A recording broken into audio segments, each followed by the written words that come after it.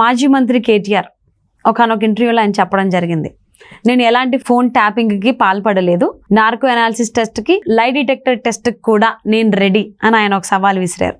So ఈ సవాలు Revanth Reddy team స్వీకరించింది అనేటువంటి వార్త వినిపిస్తూ ఉంది. ఇది ఎంతవరకు వాస్తవం? టెస్ట్ జరిగేటువంటి అవకాశాలు ఉన్నాయి? నిన్నటి నుంచి బయటకు వచ్చింది. చాలా మంది ఉత్సాహంగా ఉన్నారు. తెలంగాణలో చాలా మంది ఉత్సాహంగా ఉన్నారు. ముఖ్యంగా సినీ రంగంలో ఉన్నటువంటి వాళ్ళు. ఎందుకంటే ఈ లై డిటెక్టర్ టెస్ట్ ముఖ్యంగా కేటీఆర్కే కాదు, ఆ కల్వకుంట్ల కుటుంబాన్ని మొత్తానికి చేయాలి. అప్పుడు చేసినప్పుడు ఎంత దుర్మార్గాలు బయటకు వస్తాయంటే, వీళ్ళు చేసినటువంటి అరాచకాలు అన్నీ బయటకు వస్తాయి. కేటీఆర్ని చేయడం వల్ల ఎంతమంది సినిమా ఇండస్ట్రీలో ఉన్నటువంటి హీరోయిన్లని వ్యక్తిగతంగా వాళ్ళని వేధించాడో, ఏ విధంగా వాళ్ళని అరాచకం సృష్టించాడో వాళ్ళపైన బయటకు వస్తుంది. ఎంతోమంది ఫిలిం ఇండస్ట్రీలో తనతో బాధితులు ఉన్నారు. అదేవిధంగా ఈ యొక్క కీచకుడుగా మారిండు. రాష్ట్రానికి ఇలాంటి వాడు ఒక మంత్రిగా ఉన్నాడా అంటే, ఒక కీచకుడు, ఒక మంత్రి అంటే ఒక చాలా గౌరవమైనటువంటి పదవి అది. అలాంటి మంత్రి పదవిలో ఉంటూ రాష్ట్రంలో మొత్తం ఒక షాడో ముఖ్యమంత్రిగా పనిచేస్తూ, ముఖ్యమంత్రి అయితే కేసీఆర్ అయితే ఫామ్ హౌస్కి పరిమితమయ్యాడు. ఈయన కేటీఆర్ అనే వ్యక్తి సాయంత్రం 5 గంటల తర్వాత, ఇప్పుడు మీరు కూడా సౌజన్య గారు రాజకీయ వ్యవస్థలో, ఈ యాంకరింగ్లో, ఈ మీడియా రంగంలో అనేక రాజకీయ వ్యవస్థలతో మీరు బాగా అవేర్నెస్ మీకు ఉంది. కేటీఆర్ ఎప్పుడైనా కానీ 5 తర్వాత ఎప్పుడన్నా ఏదైనా అధికారిక ప్రోగ్రాంలో మీరు కనిపించాడా? ఇప్పుడు చెప్పండి ఒక్క విషయం. Rare cases. ఇప్పుడు అయినా మరి 5 గంటల తర్వాత ఈయనకి రేజ్ టికెట్ ఉందా? అంటే సాయంత్రం అధికారికంగా ఉండేటువంటి ప్రోగ్రామ్స్ ఏ ఉండవు కదా, మార్నింగ్ లోనే ఉంటాయి. ఇనాగ్రేషన్స్ ఉంటాయా? ఇనాగ్రేషన్స్ మార్నింగ్ ఉంటాయి కదా, ఈవినింగ్స్ ఎందుకు ఉంటాయి? ఎందుకు ఉండవు? మాక్సిమం మార్నింగ్ టైం లోనే చేస్తారు కదా. ఒక టైం ఉండదు. ఇనాగ్రేషన్స్ కానివ్వండి, రివ్యూస్ కానివ్వండి, చలో రివ్యూస్ మీటింగ్ రాత్రి 10 గంటల దాకా జరుగుతాయి. ఎప్పుడైనా ఈవెన్ సెక్రటరీలో కానీ, తన క్యాబినెట్లో కానీ ఏదైనా రివ్యూ మీటింగ్ అయినా జరిగిందా? ఎక్కడన్నా 5 గంటల తర్వాత కేటీఆర్ కనిపించిన దాఖలాలు చెప్పండి మీరు. ఎందుకంటే నేను చెప్తాను క్లియర్గా, ఓపెన్గా చెప్తా, ఈడొక వ్యసనకోరు. కేటీఆర్ అనే వ్యక్తి ఒక వ్యసనకోరు. He is a drug addict. ఖచ్చితంగా సాక్ష్యాధారాలతో సహా ప్రూవ్ చేయగలుగుతాను నేను. ఏ విధంగా డ్రగ్ తీసుకుంటారు, ఏ డ్రగ్ తీసుకుంటారో కూడా నేను చెప్పగలుగుతా. నువ్వేది తీసుకుంటావు, ఈ చెల్లె కవిత ఏది తీసుకుంటుంది, ఖచ్చితంగా నేను చెప్పగలుగుతా. Being a doctor, I'm ready to prove what kind of drugs you are using. నేను క్లియర్గా చెప్తా. నీకు దమ్ము ధైర్యం ఉంటే, నువ్వు మొగడవు అయితే చలో టెస్ట్కి రెడీయా రండి. దానికి ఎప్పుడూ రెడీ కాలేదు. ఈరోజు మేకపోతు గంభీరత్వం ప్రదర్శిస్తున్నావు. నేను లై డిటెక్టర్ టెస్ట్ కూడా రెడీ అని చెప్పేసి, అంటే దానికి కోర్టు పర్మిషన్ కావాలని చెప్పేసి నీకు తెలుసు కాబట్టి కోర్టు పర్మిషన్ దానికి కావాలా. ఒక నేరస్తుడిగా ఛార్జెస్ ఫ్రేమ్ చేయాలా. నువ్వు అదుపులోకి తీసుకున్న తర్వాత, అదుపులో వచ్చిన తర్వాత, అదుపులో తీసుకున్నటువంటి నేరస్తుడు ముద్దాయి ఇన్వెస్టిగేషన్కి కోఆపరేట్ చేయకపోతే కోర్టు పర్మిషన్ తీసుకొని he is not cooperating with the investigation agency, so kindly permit for to apply this narco analysis test, lie detector test చేయాలని చెప్పేసి కోర్టు పర్మిషన్ తీసుకొని చేస్తారు. ఇప్పుడు వీడు బయటే ఉంది కాబట్టి అలాంటి ఛాన్స్ లేదు కాబట్టి నేను లోపలికి పోయే అవకాశం లేదు, ఏదో విధంగా నేను మేనేజ్ అయిపోతున్నా, ఇప్పుడు వీళ్ళు అన్నంత మాత్రం చేస్తారా అనుకుంటుండ్రు. కానీ బిడ్డ, కేసులు తొందరలో ఫ్రేమ్ అవుతుంది. ఖచ్చితంగా నిన్ను అరెస్ట్ చేస్తారు. అరెస్ట్ చేసిన తర్వాత ఖచ్చితంగా లై డిటెక్షన్ టెస్ట్ చేస్తారు. ఇప్పుడు కవితకు జరగబోయేది అదే.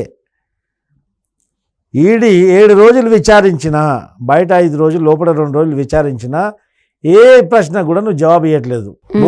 సిబిఐ కస్టడీలో ఉన్నారు, విచారిస్తున్నారు. సిబిఐ విచారిస్తుంది.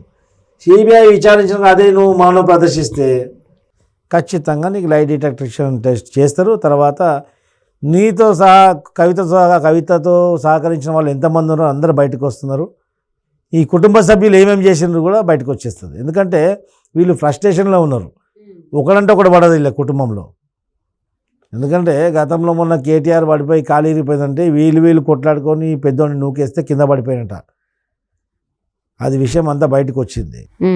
వీళ్ళు రేపు నేను లోపలికి పోయినా, ఇప్పుడు కవితకు కేటీఆర్కి కాంపిటీషన్ నడుస్తుంది. అరే నాకంటే ఎక్కువ దోచుకున్నాడు వాడు బయట ఉన్నాడు, నేను లోపలికి ఉన్నాను, కవిత లోపల నుంచి అవి ఎత్తేస్తుందంట జైల్లో.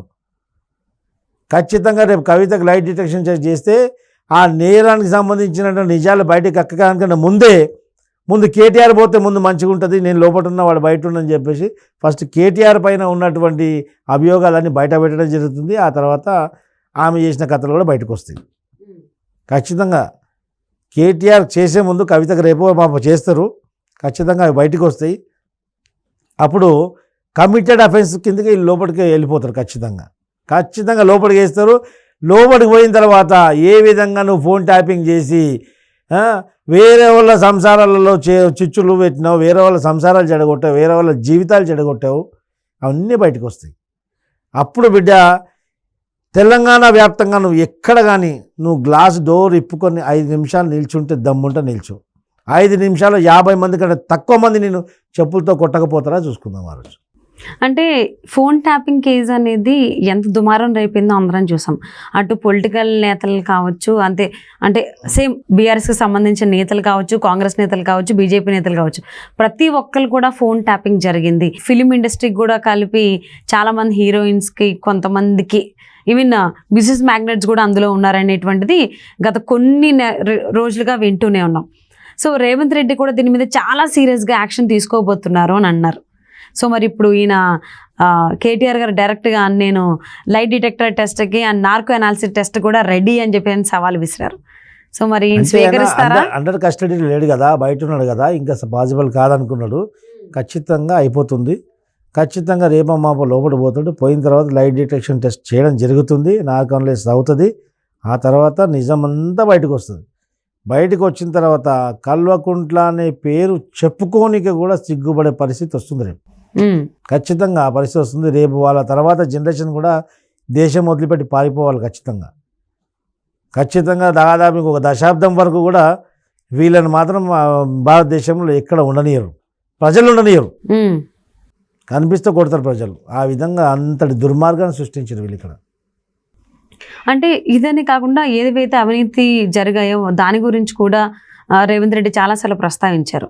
సో ఖచ్చితంగా నేను దీనికి సంబంధించి విచారణ చేసి విత్ ప్రూఫ్సే నేను చూపించి మాట్లాడతాను. ఈ ఫోన్ ట్యాపింగ్ కేవలం ఒక వ్యక్తిగత సమాచారమే కాకుండా ఈ యొక్క వ్యవస్థనే నిర్వీర్యం చేసే విధంగా వచ్చింది. పోలీస్ వ్యవస్థ ఒక స్విగ్గీ జొమాటోలాగా పనిచేశారు. పోలీస్ వ్యాన్లలో డబ్బు సరఫరా చేస్తారా అండి? డబ్బు తరలిస్తారా ఎన్నికల టైంలో? అంటే ఆ పోలీసుల్లో ఈయన కింద పనిచేసిన పోలీసు వాడు వాడికి సిగ్గుందా, ఆశ్చర్యం ఉందా వాడికి? సమాజం నీకు ఒక పోలీస్ ఆఫీసర్గా నీకు గౌరవం ఇస్తే, ఒక డీసీపీగా, ఒక ఐపీఎస్ ఆఫీసర్గా నీకు ఒక సమాజం ఒక గౌరవం ఇస్తే సమాజాన్ని కొల్లగట్టుగా పనిచేస్తారా? అంటే నిజాయితీగా పనిచేసే పోలీసు వాళ్ళ మీద ఏ విధంగా ఇది మచ్చ తీసుకొస్తున్నారు మీరు? మొత్తం పోలీస్ వ్యవస్థ పైనే మచ్చ తీసుకొచ్చారు.